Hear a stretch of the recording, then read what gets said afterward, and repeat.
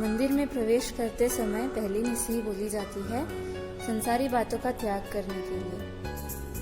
मंदिर में प्रवेश करते ही जैसे ही प्रभु का मुख दिखे अंजलिबद्ध प्रणाम करते हुए नमो जिनानम कहना है। अंजलिबद्ध प्रणाम होने के बाद 3 प्रदक्षिणा देनी चाहिए। 3 प्रदक्षिणा रत्नत्रय की प्राप्ति के लिए दी जाती है एवं नीचे देखकर जयनापूर्वक चलना चाहिए।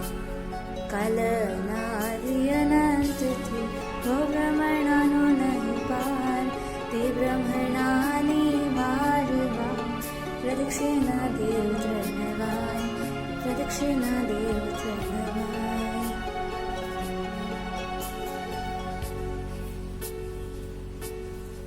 अभी दूसरी प्रदक्षिणा। भक्ति मावमता थका हो बाट दूर कलाय दर्शन ज्ञान चारित्र्यनो प्रदक्षिणा तृण देवाय प्रदक्षिणा तृण देवाय।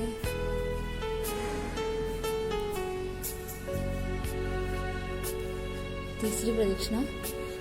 जन्म मरणादि सभी भय टले सीजे जो दर्शन काज रत्नत्रयी प्राप्ति भणी दर्शन करो जिन राज दर्शन करो जिन राज।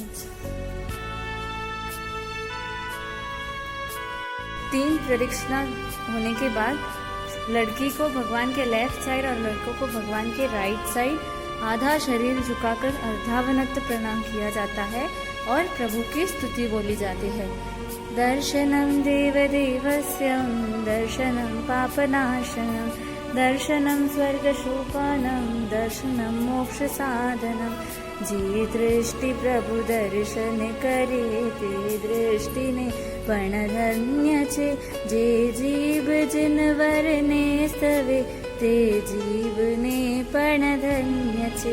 पिए मुदा वाणी सुदाते कर्णयुग ने धन्य छे तुझ नाम मंत्र विशद धरे ते हृदय ने पण धन्य छे तुझ नाम मंत्र विशद धरे ते हृदय ने पण धन्य छे।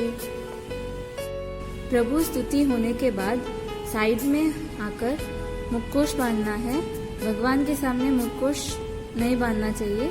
मुखोश बांधने के बाद जैना पूर्वक पूजा की सामग्री लेके गंबारे में प्रवेश करना चाहिए। गंबारे में प्रवेश करते समय दूसरी निसी ही बोली जाती है। मंदिर संबंधी चीजों का भी त्याग करने के लिए यह निसी बोली जाती है और पूजा निसी ही बोलने के बाद अंग पूजा होती है। अंग पूजा में जल पूजा, चंदन पूजा, पुष्प पूजा आती है। पूजा होने के बाद बिना पीठ दिखाए गंबारे से बाहर आना चाहिए। भगवान की अंग पूजा होने के बाद अग्र पूजा की जाती है। अग्र पूजा में धूप पूजा, दीपक पूजा, दीपक पूजा के बाद अक्षत पूजा,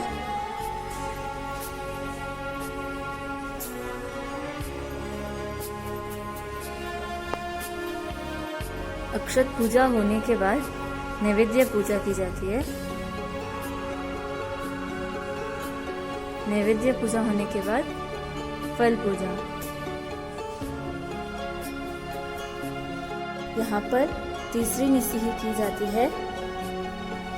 फिर प्रमार्जना 3 बार प्रमार्जना करते हुए पंचांग प्रणिपात स्नान किया जाता है। इसी समय भाव पूजा करते हुए त्रिदिशी वर्जना त्रिक का ध्यान रखना चाहिए, अर्थात भगवान को छोड़कर बाकी सभी दिशाओं का त्याग करना चाहिए। त्रिदिशी वर्जना त्रिक के बाद प्रणिधान त्रिक आती है, यानी प्रभु की भाव पूजा करते समय मन, वचन, काया की एकाग्रता रखना। प्रणिधान त्रिक होने के बाद आलम्बन त्रिक आती है, यानी सूत्र की शुद्धता और सूत्र का अर्थ जानना जरूरी होता है। प्रतिमा जी को हमें साक्षात जिनेश्वर मानना चैत्यावंदन करते वक्त पहले इर्यावय से अन्नथ बोल के कौसक करते वक्त जिन मुद्रा होती है, प्रकट लोगस बोलकर 3 खमाशने दिए जाते हैं।